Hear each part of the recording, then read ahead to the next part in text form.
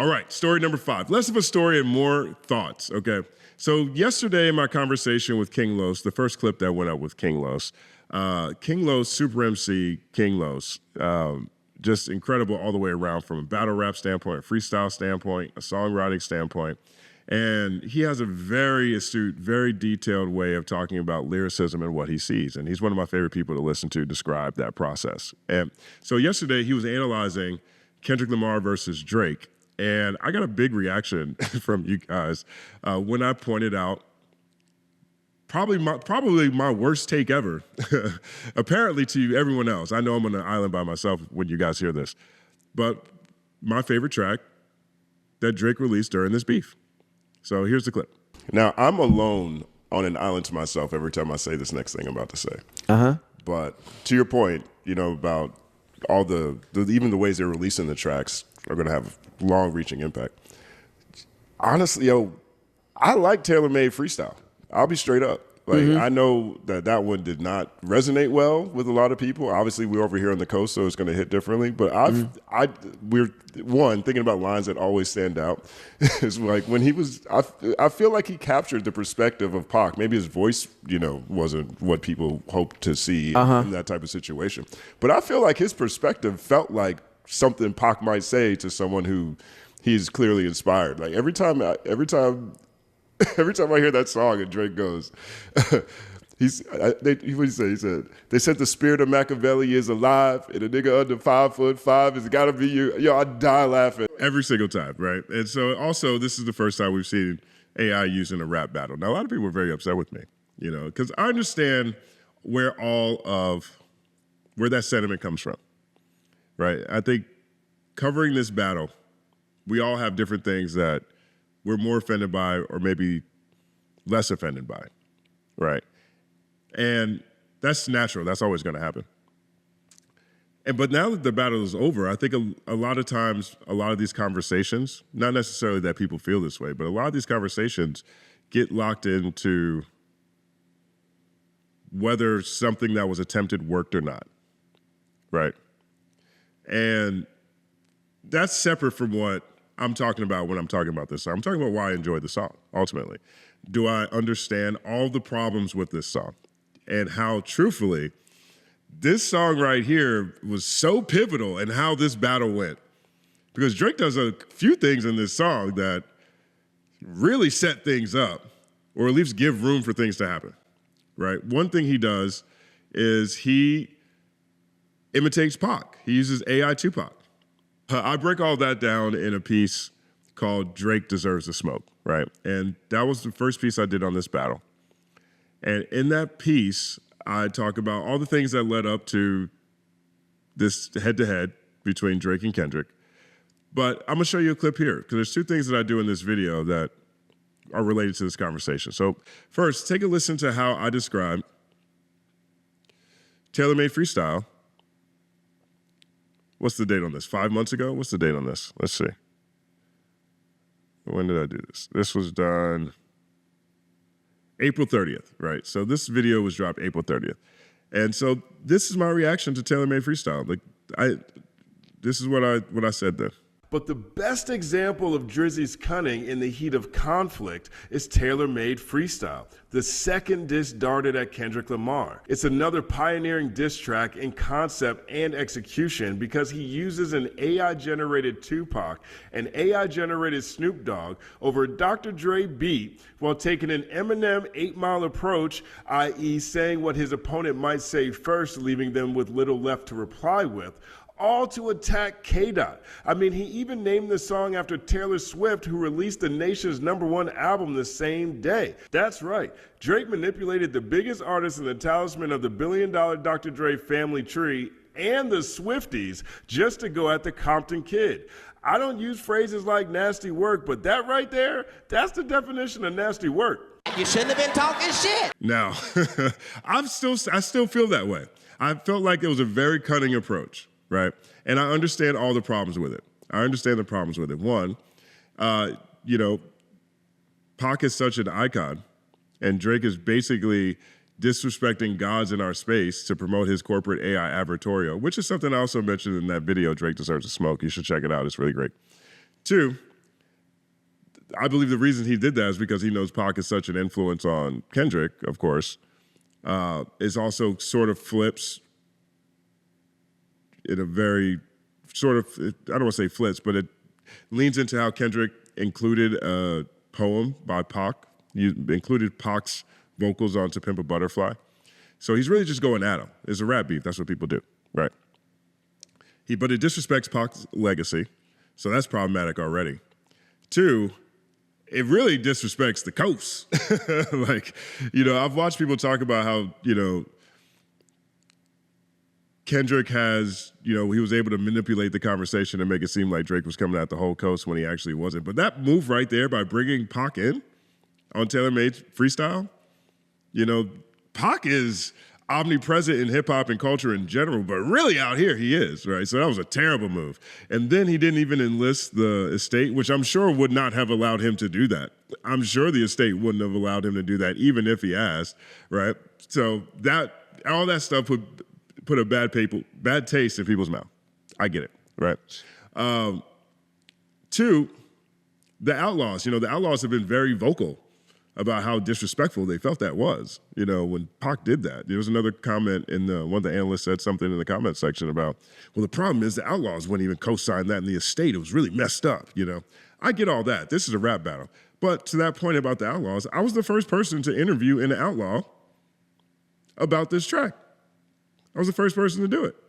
Because in this same video, Drake Deserves the Smoke, I interviewed Idi Amin like the day after this happened, or the day this did happen.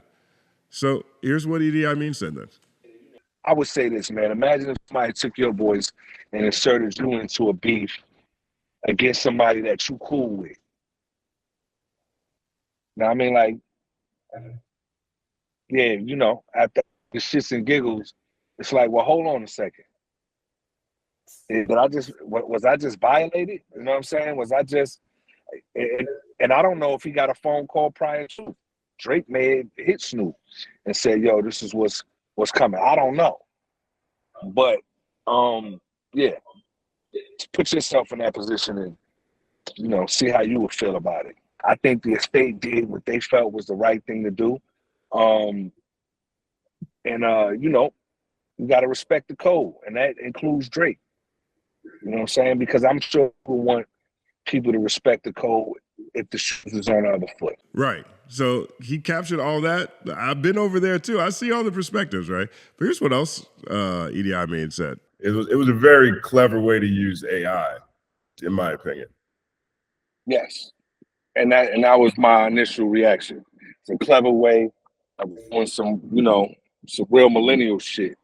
Because that's what the millennials have at their advantage right now, technology.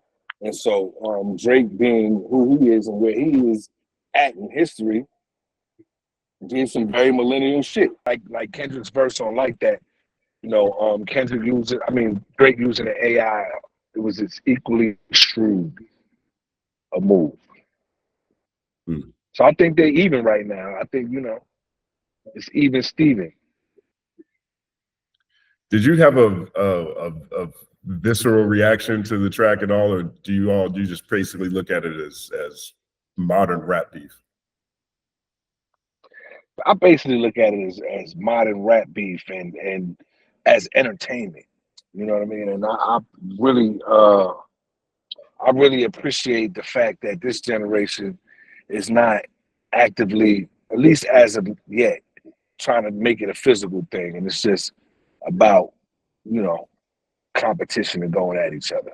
So there's Idi Amin. I understand how offensive that was to the Outlaws. In that conversation, Idi Amin also called it a shrewd move. It's a rap battle, right? I understand where the friction is on this, why it offends so many people to hear this song. I also understand that this is a song that did not go well for Drake. It just didn't go well. Nah, not this time, nigga. You following through. Well, Kendrick followed through. That didn't work out well.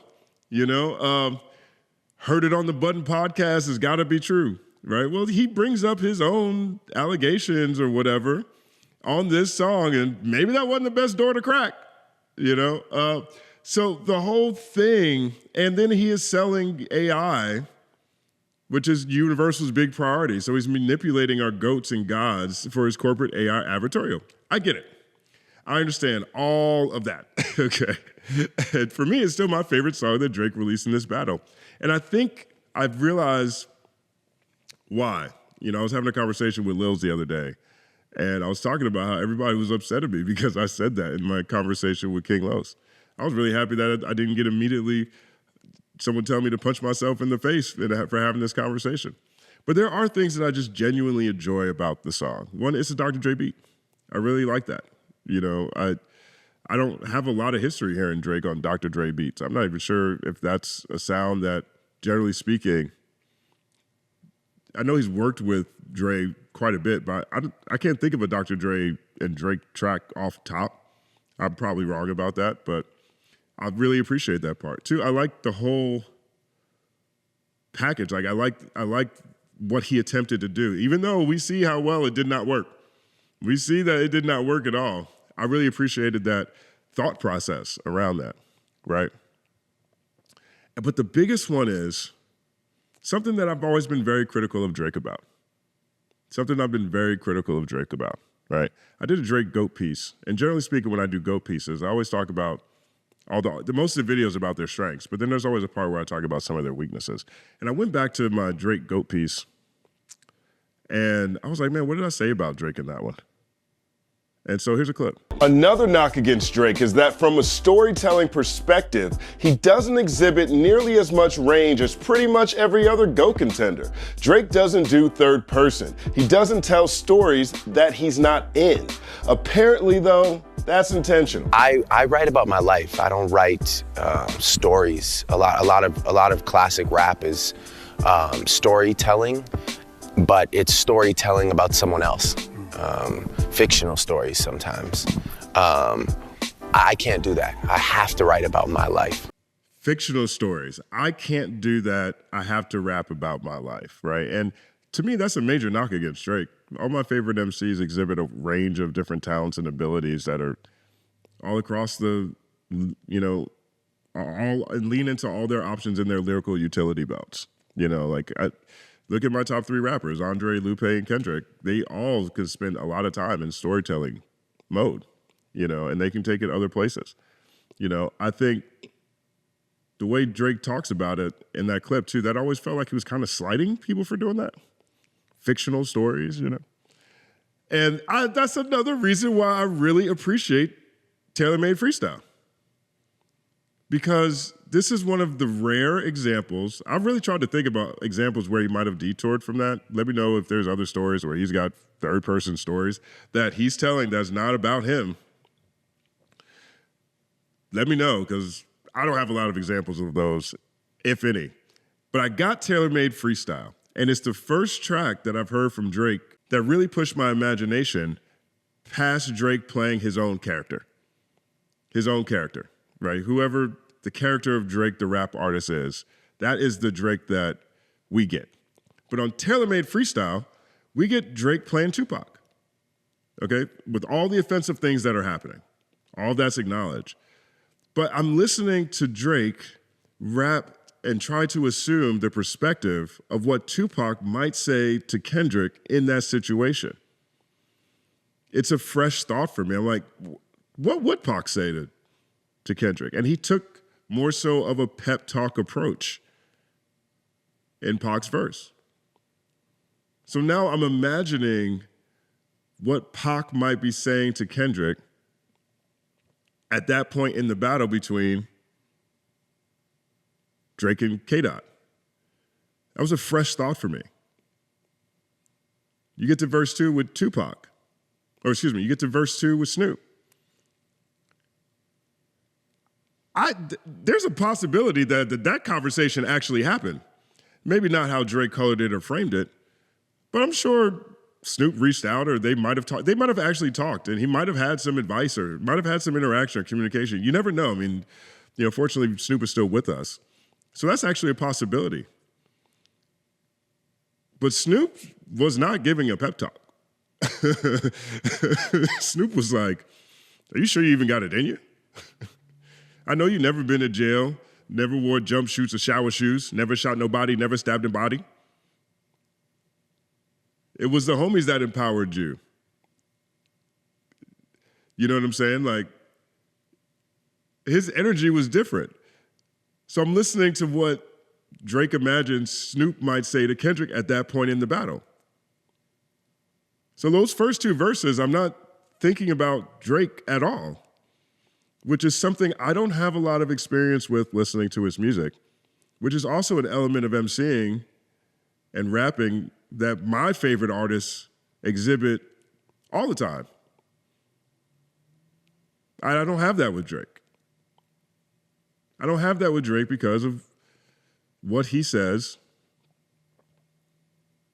in this clip right here. I write about my life. I don't write stories. A lot of classic rap is storytelling, but it's storytelling about someone else.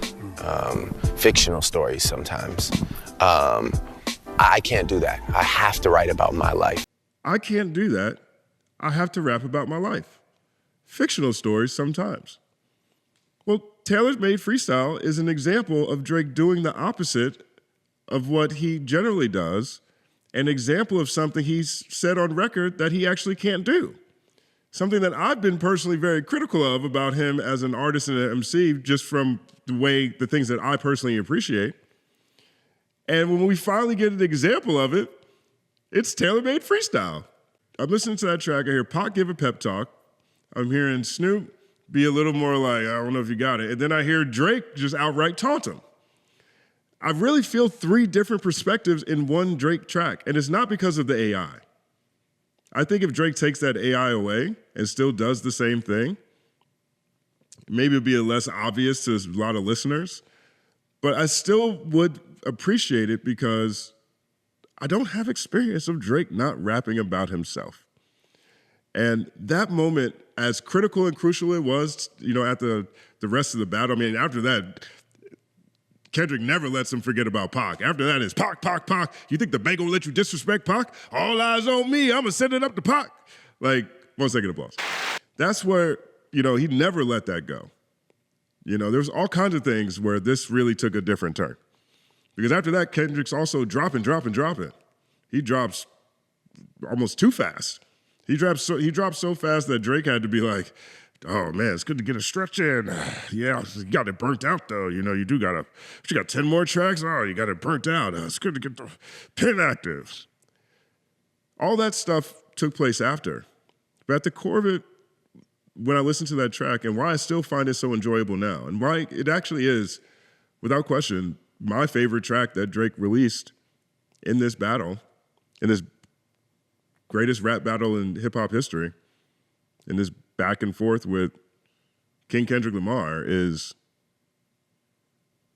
I finally have a Drake track that when I listen to it, I don't hear Drake. I feel his imagination. And that really means something to me. I don't know.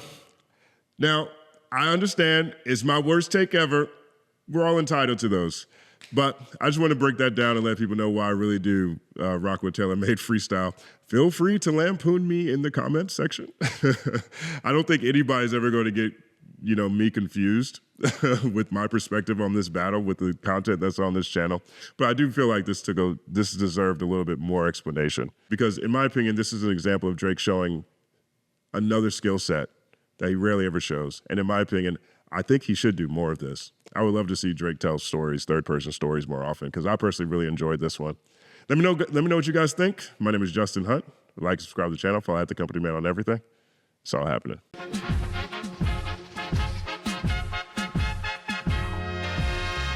Justin Hunt is here, it's all happening. Justin Hunt is here, it's all happening. The mathematical breakdown of this mighty game of rap we in. It's boom happening. Systematical culture views us radical, it's all happening. Shaking hands and dapping it.